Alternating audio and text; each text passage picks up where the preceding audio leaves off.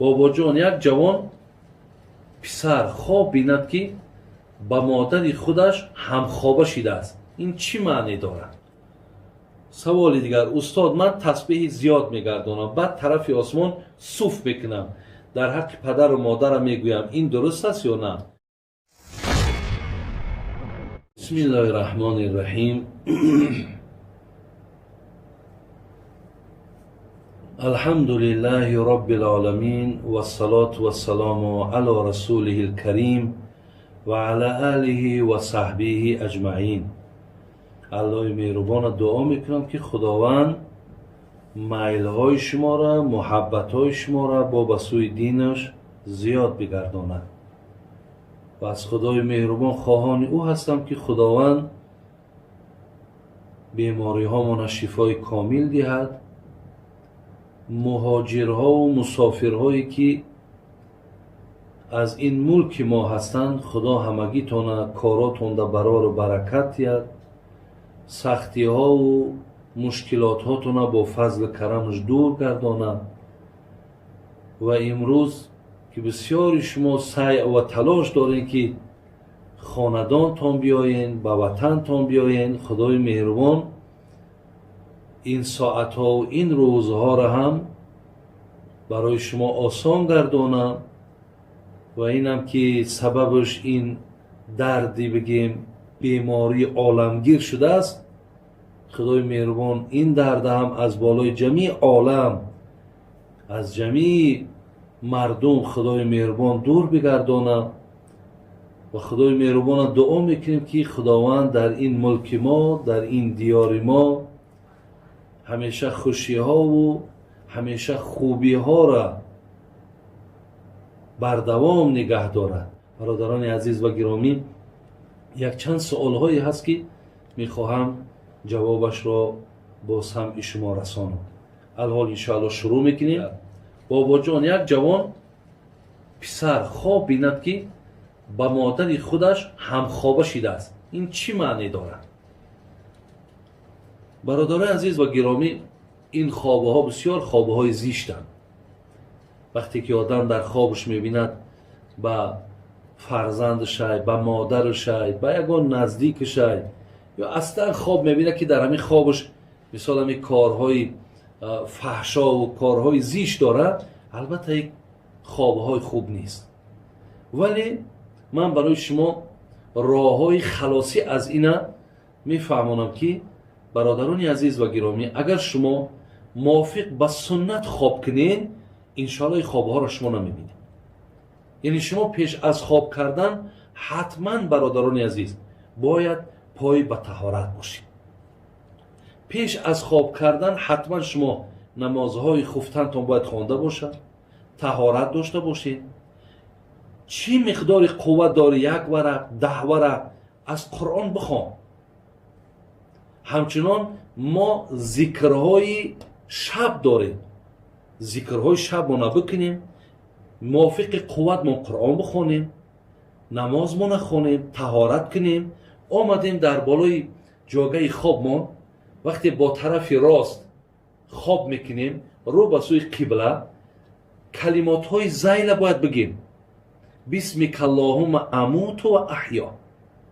پروردگارا به نام تو میمیرم و به نام تو زنده میشوم. یعنی خوابم یا نوع مردن.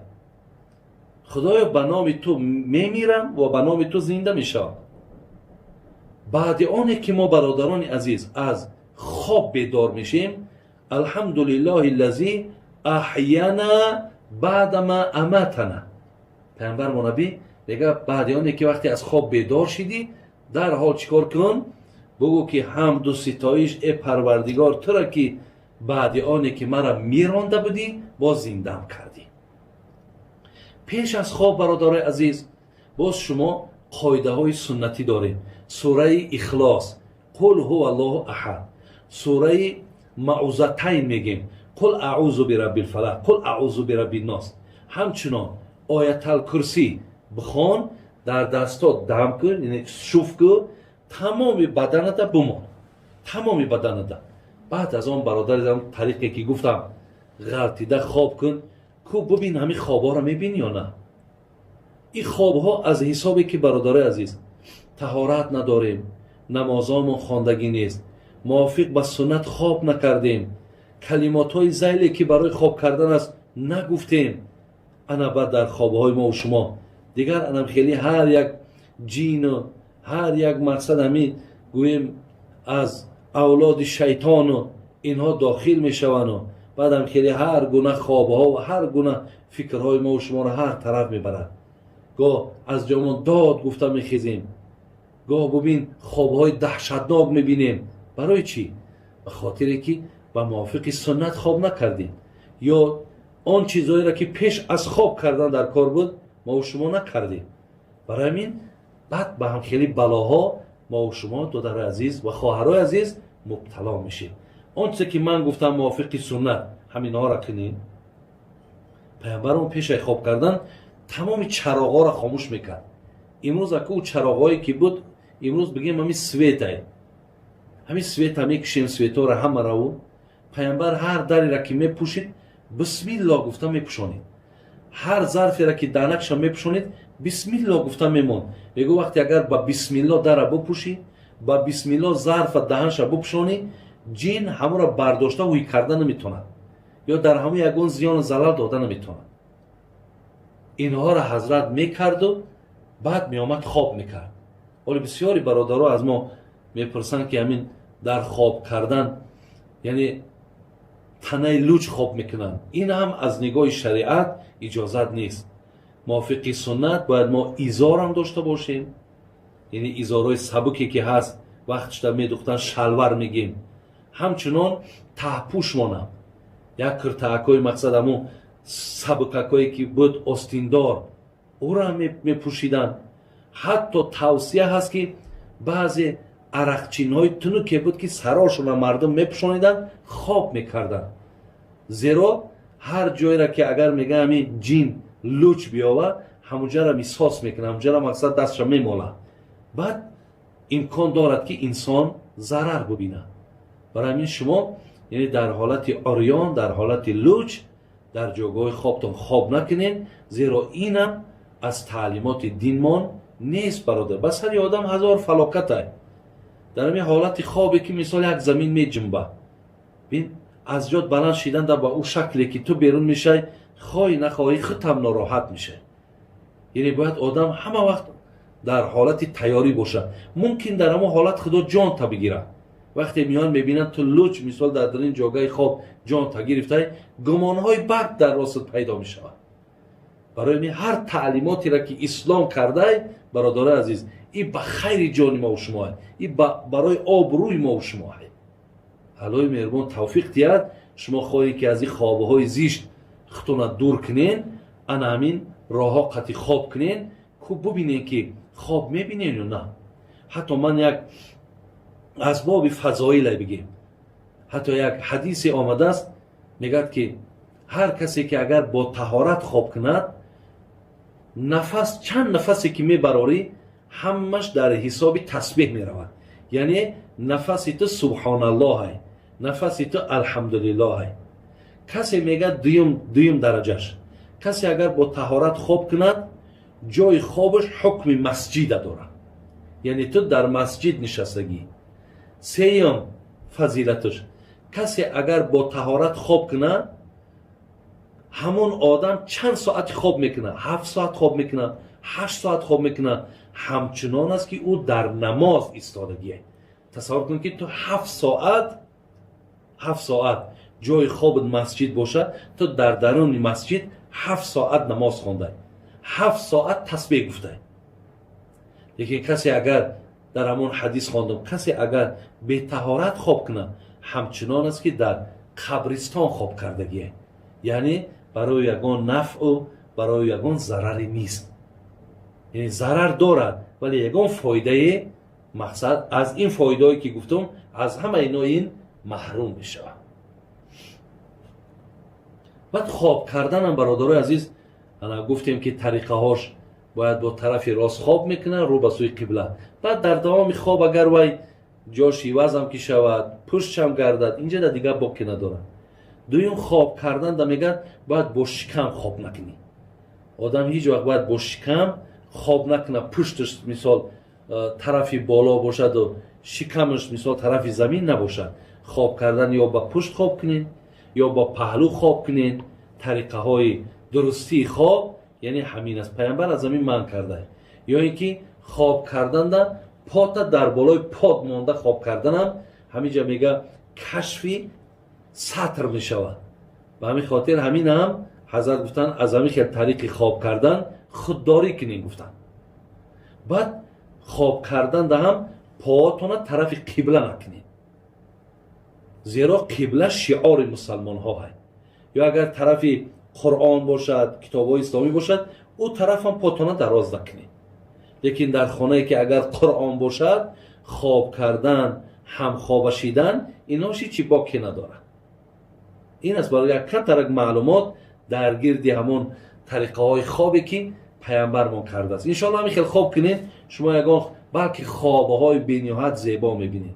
ولی ببینید بعضی ها میگن من الله را در خواب دیدم، بعضی میگن پیامبر را در خواب دیدم، بعضی میبینید که میگن من عالمه ها را در خواب دیدم. همونها از روی با طریق سنت خوابیدن همین خوابه ها را میبینن. برادران شما حرکت کنید که یعنی در فکراتون اگر گوین که پیغمبر خواب بینم همین راهی که من دلالت کردم بکن، یکم روز نشید، دوم روز، سوم روز، حتما در دوام یک هفته انشالله به همین مقصد تو موفق میشه. انشالله پیغمبر در خواب میبینی.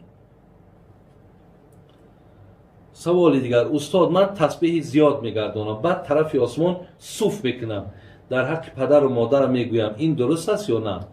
یعنی برادر ما میگه من تسبیح زیاد میگم، ثواب شد در حق پدر و مادرم میبخشم، بعد طرف آسمان صوف میکنم. نه، این صوف کردن طرف آسمان هیچ معنایی نداره برادر عزیز. این چی معنا داره که ما طرف آسمان صوف کنیم؟ حتی در وقت عبادت طرف آسمان نگاه کردن خودش منعه. چی است در آسمان که تو مثال طرف آسمان نگاه میکنی و خب صوف میکنی یا نگاه میکنی و عبادت میکنی؟ برای همین از این عملهاش مقصد دست بکشو، لیکن ذکر تا بکن. خدای مهربان قرآن دا میگه یا ایها الذین آمنوا اذکروا الله ذکرا کثیرا و سبحوه بکرة و اصیلا. الله مهربان میگه چقدر مرا زیاد یاد کنید. پیامبر گرامی گفته است آنقدر خدا را زیاد یاد کنید که بگن دیوانه های، یعنی حتی بگن این دیوانه اینقدر مقصد بسیار ذکر میکنه. برای همین ذکر زیاد کنیم برادر عزیز. به هر حرف کند عادت زبانت، به روز مرگ آید در دهانت. شما بزرگترین و بالاترین و بهترین ذکر لا اله الا الله هست. همین را بسیار بگین. ولی بینین در وقتی همون جان کندن تونم شما لا اله الا الله را به اسم میگین. ولی من یک نوار در همین تلفنم یک برادرم پرتفته است، یک مؤذن بده است، اذان میداده است در حالت کام رفتگی. وقتی که به عربه طبیب ها برده استنش در حالت کام اذان گفته است. ها بین زبان که عادت داشت در همه حالت هم اذان میگه، حالت مردن اذان میگه. برای این کسی که عادت کنه با زبانش زیاد لا اله الا الله لا اله الا الله، وقتی این بسیار میگوی برادر عزیز و گرامی، بینه پیامبر نازنین میگه من کان آخر کلامی لا اله الا الله دخل الجنه. کسی اگر آخران حرفش، آخران سخنش در همین دنیا لا اله الا الله باشد، او داخل جنت میشود. آیا نمیخوای که داخل جنت شوی؟ آیا نمیخوای که آخران حرفت حقارت نه؟ میدانی که امروز بعضی برادرای ما از دنیا میگذرن حقارت میکنن، بین داد میگن، فیغان میکشن. ولی اگر زبانت با این کلمه زیبا عادت کردگی باشه، وقتی همون جان سپاری دهم لا اله الا الله، اگرچه در بالای سرت ملا هم بگه بگو لا اله الا الله، بگو اشهد ان لا اله الا الله، به اونم تو بر زبانت لا اله عادت کرده زبانی تو. برای این ذکرها را بسیار بگین، سبحان الله بگین، الحمدلله بگین، الله اکبر بگین. انشالله همه اینها ثواب داره برادر عزیز. ثواب شد در حق گذشتهاتون ببخشین، موافق عقیده خودمان ثواب قرآن، ثواب صدقه، ثواب ذکر، یعنی از بس که عمل صالح هستند ثواب اینها را بر روح گذشته هامان انشاءالله میرسند. لیکن طرف آسمان صف نکه برادر. خدای مهربان ایماناتون کامل کند، خاتماتون بخیر کند و الله مهربان دعا کنیم که این سوالهایی را که برادرای ما، خواهرای ما ارسال میکنند که سببی با دانستن هزارها آدم دیگه میشود، خدای مهربان عمر دراز ایمان کامل تانتیه. اهدنا الصراط المستقیم صراط الذین انعمت علیهم غیر المغضوب علیهم ولا الضالین. آمین یا رب العالمین.